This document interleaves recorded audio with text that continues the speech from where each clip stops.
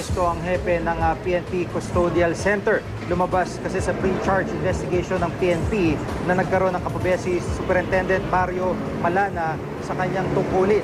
Hindi raw niya naipatutupad ang mga patakaran sa Custodial Center at di rin naipapaalam sa kanyang superiors ang ilang insidente dito. Itong Sabado at Linggo, na-extend daw ang visiting hours para kay Senador Bong Revilla at Jungo Estrada.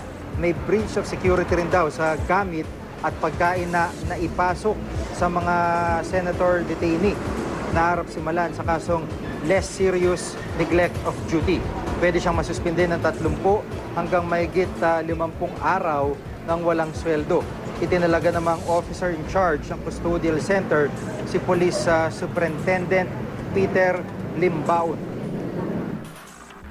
More of the excesses, particular visiting hours, a violation of visiting privileges that were given. Hindi natin alam yung reasons niya. Siguro, ibig sabihin his reason was not enough para ma-sweldo siya.